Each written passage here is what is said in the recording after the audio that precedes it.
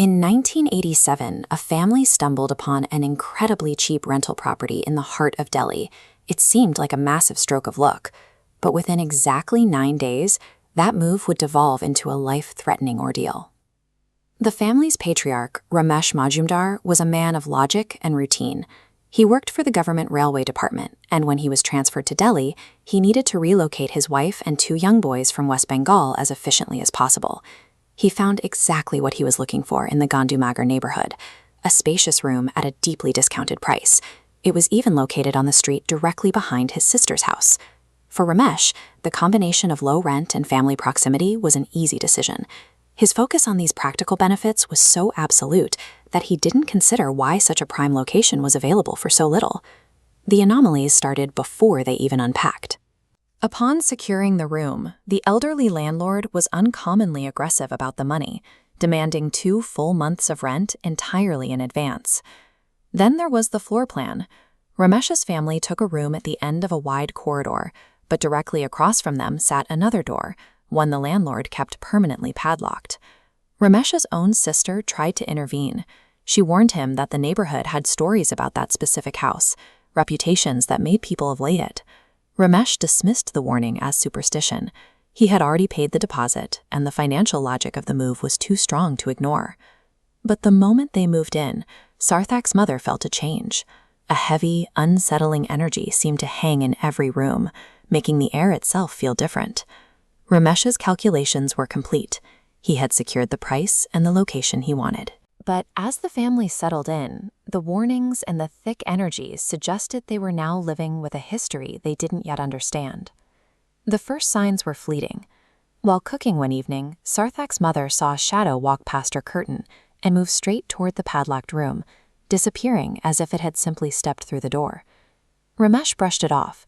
He told her she was simply tired from the move and that her mind was playing tricks on her in a new environment. But the activity didn't stop. It began to focus on the most vulnerable members of the household, the 2 young children. Sarthak soon found his mother frozen in the doorway of their room. Inside, his 2-year-old brother was sitting on the bed, laughing and talking to an empty space, as if someone were sitting right in front of him. The intrusions became physical. A blanket was yanked off the mother while she slept, and a deep growl echoed from a 2nd-story window, a window that opened onto a narrow alleyway with no ledge or ladder. The distance between the family and the presence was closing. It had moved from shadows in the hallway to the edge of their beds, and it was no longer waiting for the dark to make itself known. By the 8th day, the atmosphere in the house shifted from intimidation to direct confrontation. While Sarthak was lying on his bed, he was suddenly and violently thrown to the floor by a force his mother couldn't see. As his mother tried to rush the children down the stairs to safety, something slammed into her back. The force shoved them both down the stairwell, leaving Sarthak at the bottom with a bleeding head injury. Ramesh arrived to find the scene in chaos, but he still refused to believe the house was the cause. He turned his anger on his wife, blaming her for the child's fall and accusing her of negligence. The mother was now caught in a vice. On one side was a presence capable of physical harm, and on the other was a husband who saw the resulting injuries as proof of her own failure. That night, the family stayed at the sister's house, but Ramesh returned to the room alone to catch up on work and write a letter home. As he sat by the window, a loud, aggressive knock shook the frame. He grabbed a stick to defend against a perceived intruder, but the air around him suddenly turned heavy and cold. Ramesh pulled the curtain back and finally saw it. Staring at him from the empty air, floating outside the glass, was a young woman with wide eyes and disheveled hair. She spoke an explicit ultimatum directly to him. "Get out of here, or I'll kill everyone." The confrontation shattered Ramesh's worldview in a single moment. He didn't wait for morning. He locked the room and fled to his sister's house, finally forced to accept the reality his family had been living through. The next morning, Ramesh ended the lease.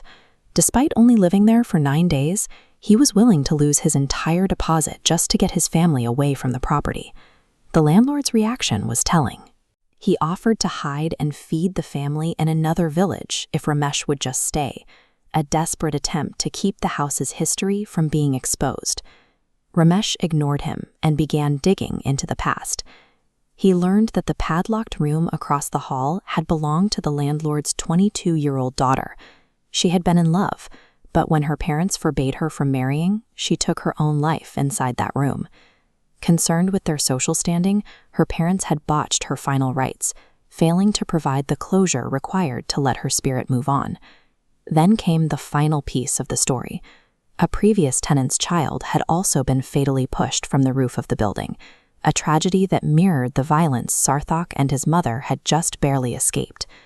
Ramesh had moved in looking for a bargain, thinking he had outsmarted the local rental market. But the deal of a lifetime came with a hidden toss, proving that some properties are cheap because no one who knows their history is willing to pay the price.